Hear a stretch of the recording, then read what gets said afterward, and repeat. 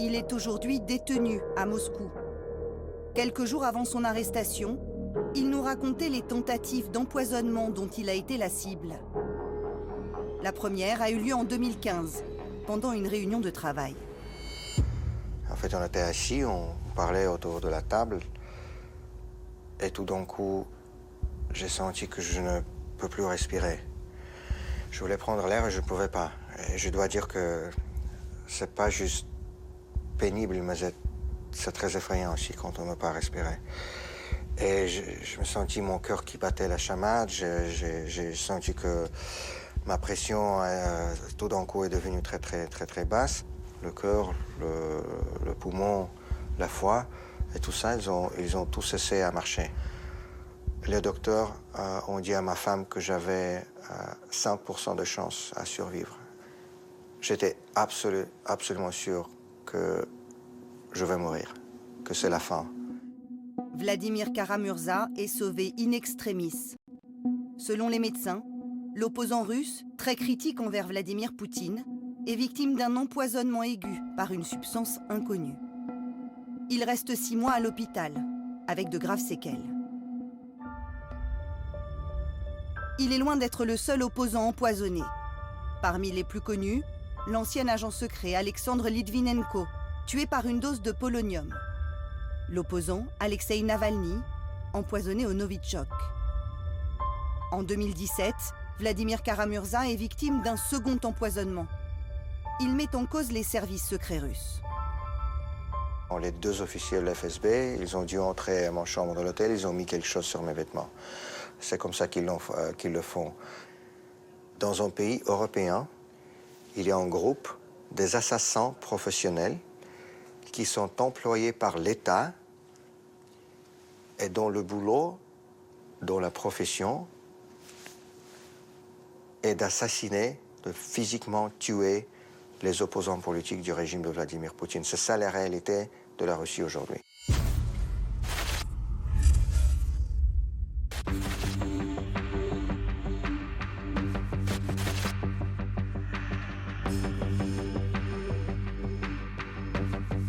Conseillers, ministres, adversaires.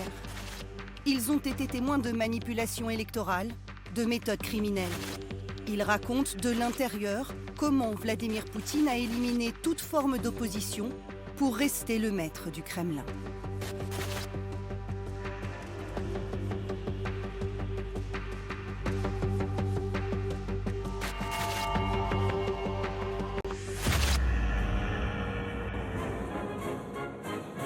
Mai 2008, les portes du Kremlin s'ouvrent sur le nouveau président de la Fédération de Russie, Dmitri Medvedev. Comme il l'avait promis, après 8 ans au pouvoir, Vladimir Poutine cède sa place. La Constitution lui interdit d'enchaîner 3 mandats.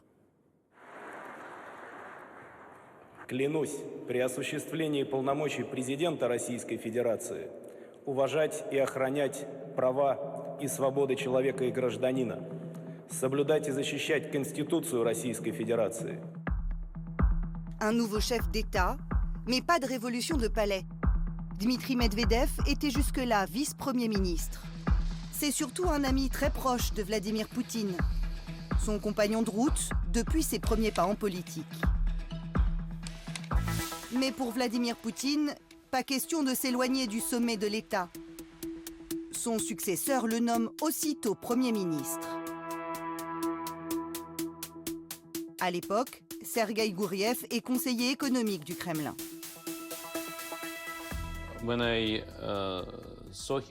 Quand j'ai rencontré Dmitri Medvedev dans des réunions pendant son mandat, entre 2008 et 2012, il était très clair que le patron, c'était toujours Poutine. Même si Medvedev était président, tout le monde voyait que Poutine continuait à diriger le pays et tout le monde traitait avec lui.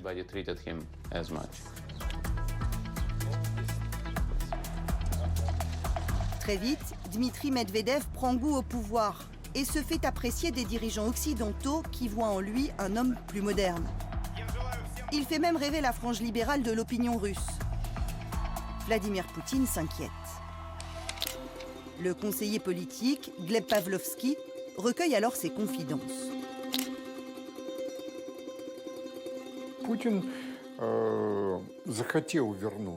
Vladimir Poutine voulait revenir et regrettait beaucoup d'être parti. Il avait peur que Dmitri Medvedev ne le laisse pas revenir, parce que rester au pouvoir est très enivrant.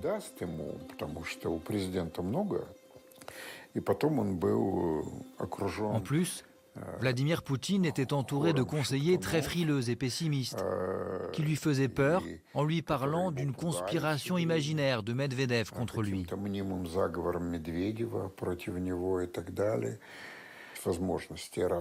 Vladimir Poutine a exercé une grande pression sur son ami pour qu'il s'en aille. Et pourtant, c'était un ami proche. Pendant l'année 2011, Poutine a décidé qu'il était temps de revenir.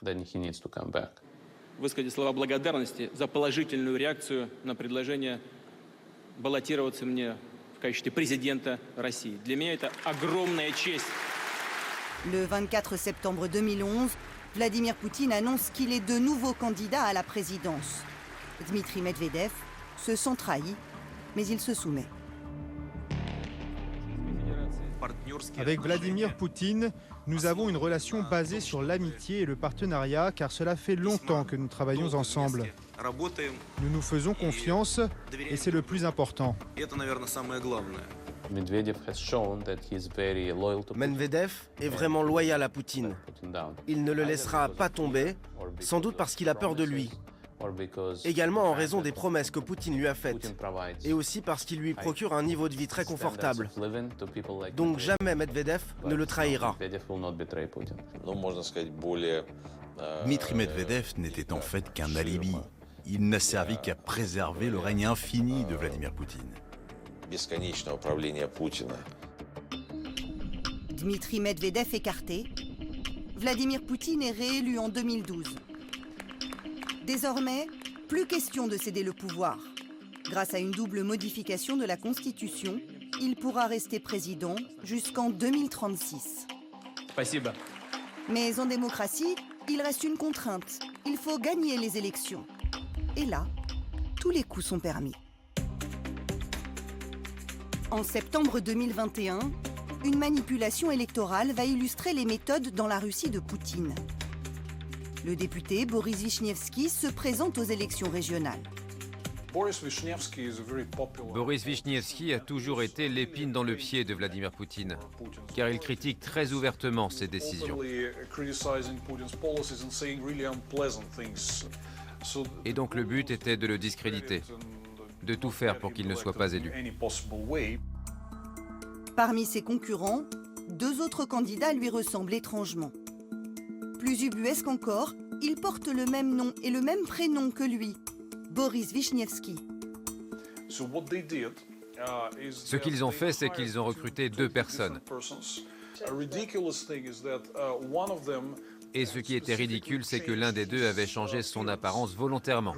Il avait laissé pousser sa barbe et avait fait en sorte d'avoir une calvitie pour ressembler à Boris Vichnievski sur la photo. Ainsi, ils peuvent tromper les électeurs qui ne font pas vraiment attention. Donc ils voient les bulletins avec les trois Boris Vichnievski, ils choisissent le premier bulletin qu'ils voient, et donc il y a une forte probabilité qu'ils ne choisissent pas la bonne personne. Le vrai Boris Vichnievski sera vaincu au profit d'un candidat pro-Kremlin. La technique des faux noms est fréquente en Russie, où les fraudes électorales sont devenues systématiques. Cette vidéo de 2012 a été rendue publique par des opposants. Protégée par deux complices, une employée bourre des bulletins dans une urne. Si Vladimir Poutine était vraiment aussi populaire qu'il dit, pourquoi est-ce qu'il n'a pas permis une seule élection libre pendant les 22 ans qu'il a été au pouvoir? Il pourrait gagner s'il était populaire, non? En bref, comme chaque autre dictateur, Vladimir Poutine a peur de son peuple. Les opposants représentent entre 3 et 12% de population. Ils n'ont pas une structure politique. Pourquoi il doit avoir peur? Piotr Tolstoï est le vice-président de la Douma, la chambre basse du Parlement. C'est un fidèle de Vladimir Poutine qu'il côtoie depuis 20 ans. Poutine, c'est pas quelqu'un autoritaire. C'est pas une dictature autoritaire qui dit voilà, on va faire comme ça. Nous, on a plusieurs opinions, notamment dans le pouvoir législatif, dans le Parlement. Russe, c'est pas la démocratie française, c'est pas la démocratie allemande, c'est pas la démocratie italienne, c'est la démocratie russe. C'est une civilisation à part. Le parti de Vladimir Poutine est majoritaire à la Douma depuis 22 ans. Quand les opposants ne sont pas écartés dans les urnes, ils peuvent être éliminés physiquement.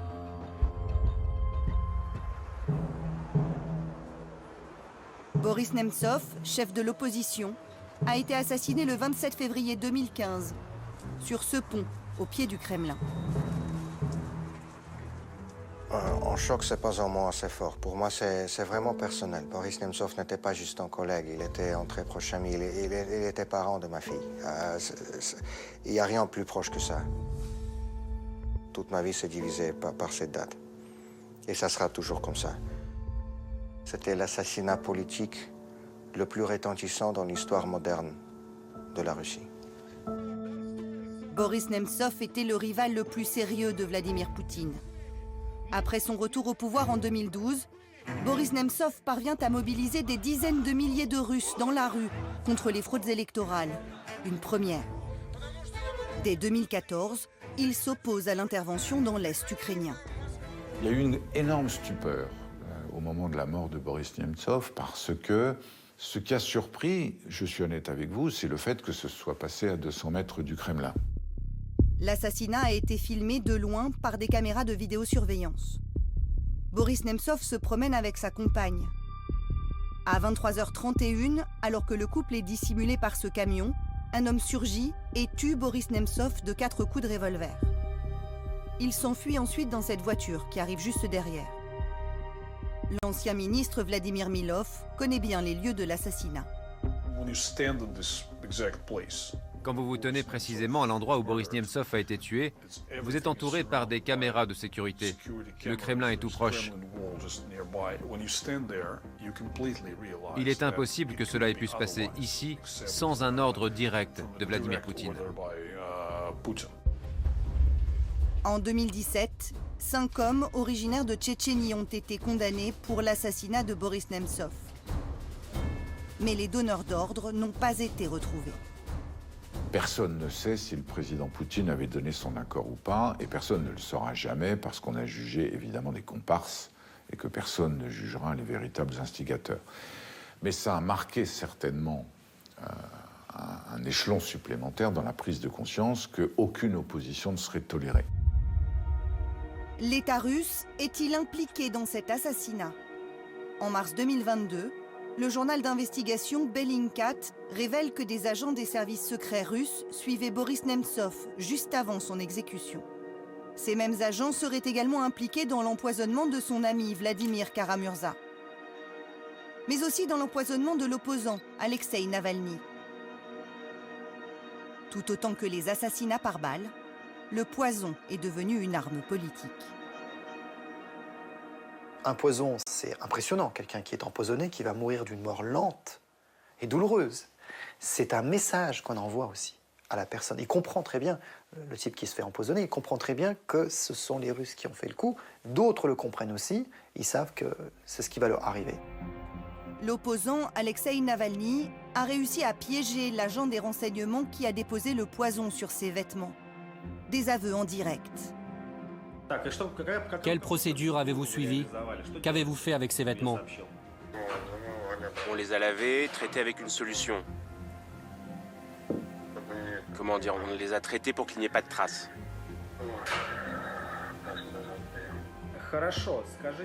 Très bien, dites-moi, sur quels vêtements avez-vous insisté?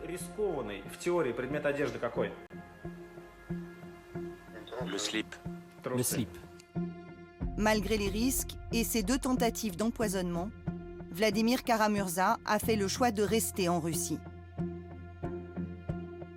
Et on sait qui est le prix pour s'opposer au régime de Poutine. Moi, je le sais très bien, personnellement. Mais c'est tout simplement une question de principe. Je suis un homme politique russe. La Russie est mon pays, je dois rester dans mon pays avec mes concitoyens. C'est aussi simple que ça.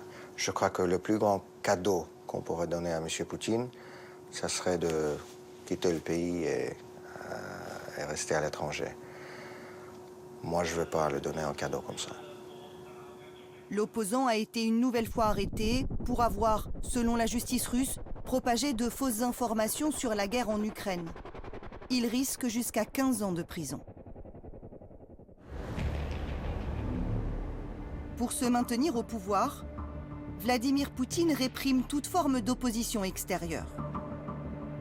Mais il étouffe aussi toute voix discordante au sein même du Kremlin, jusqu'à celle de ses plus proches conseillers. Le 21 février 2022, 4 jours avant l'invasion en Ukraine, il réunit son conseil de sécurité. Dans une scène surréaliste, il va publiquement humilier le chef des services des renseignements extérieurs. Sergueï Naryshkin doit donner son avis sur les motifs de l'invasion en Ukraine. В противном случае вы предлагаете начать переговорный процесс? Нет, я или признавать суверенитет. А я говорите прямо. Я поддержу предложение о признании. Поддержу или поддерживаю? Говорите прямо, Сергей. Поддерживаю предложение. Le message de Poutine était clair. Pas de discussion, pas d'ego, je suis le boss. Naryshkin, mais qui est ce gars? Je vais en faire un exemple.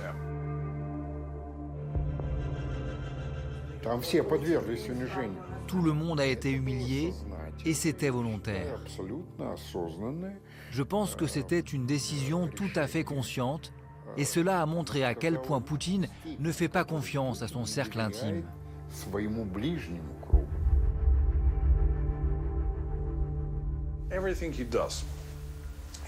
Tout ce qu'il fait, c'est d'ailleurs ce qu'il fait actuellement en Ukraine, c'est qu'il veut intimider les gens en diffusant de la peur. Vous devez avoir peur de moi. Je suis celui qui prend les décisions, sans me soucier des conséquences. Dans cette atmosphère de terreur, ceux qui n'apportent pas les bonnes nouvelles risquent leur carrière, voire leur vie. À la mi-mars 2022, 2 des plus hauts gradés du FSB, Sergueï Beseda et son adjoint, sont arrêtés et emprisonnés dans le plus grand secret. L'information a été révélée par Andrei Soldatov, journaliste russe en exil, très bien informé. Ces 2 hauts gradés étaient chargés de briefer Poutine sur l'invasion de l'Ukraine et la situation politique sur place. C'est aujourd'hui une évidence, ils se sont totalement trompés. Ils croyaient qu'une fois que les chars russes entreraient en Ukraine, des mouvements politiques pro-Kremlin les accueilleraient les bras ouverts. Mais ça ne s'est jamais passé. Et Vladimir Poutine n'était pas du tout content de cela. Est-ce que les hauts gradés des renseignements se sont trompés? Ou bien ont-ils caché la vérité à Poutine par peur de le mécontenter? Quand quelqu'un lui dit « Écoutez, les choses ne sont pas aussi simples que vous le souhaitez, la réalité est très différente de la version officielle », eh bien Poutine vire ces gens-là. Il ne veut plus les écouter. Aucun point de vue critique ne parvient plus jusqu'à lui. Et ça s'est accentué au fil des années.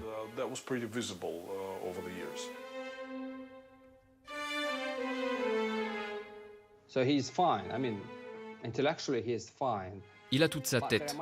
Intellectuellement, il va bien. Mais il a un problème de perception sur la réalité de ce qui se passe à l'extérieur des murs du Kremlin. Quand vous êtes enfermé dans un bunker ou un palace, vous perdez le sens de ce qui se passe à l'extérieur.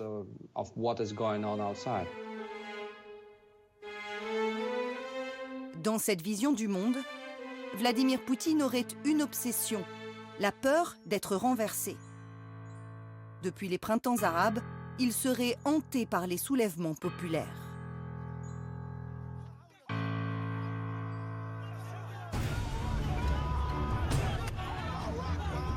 Il y a un incident qui est très très marquant, qui est la mort du colonel Kadhafi. Je l'ai entendu en parler devant le président de la République en disant « Mais qu'est-ce que ça veut dire? Vous vous rendez compte? Un chef d'État traîné comme cela dans son propre sang par son peuple ?» Ça veut dire quoi? Un, les chefs d'État ne sont pas sacrés, on peut s'en prendre à eux physiquement, personnellement. Le peuple a le droit de renverser un dictateur. C'était pour lui le signe que trop c'est trop. On ne peut plus continuer comme ça, qu'il faut mettre à bas ces révolutions populaires. Ukraine, Syrie, Libye, pour lui c'est la même chose. Vladimir Poutine n'est pas seulement en guerre contre l'Ukraine, il a déclaré la guerre à la démocratie, à l'état de droit. Pour se protéger de toute révolution populaire, Vladimir Poutine a créé en 2016 une armée dans l'armée. Une garde nationale de 350 000 hommes chargée de lutter contre toute menace intérieure. Une garde prétorienne sur laquelle il a un contrôle direct.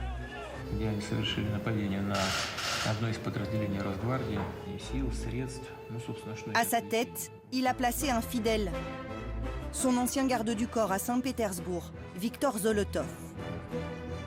Une partie de ces soldats d'élite n'a qu'une mission, assurer la sécurité du président. C'est une unité de 50 000 hommes, dont le budget est gardé totalement secret.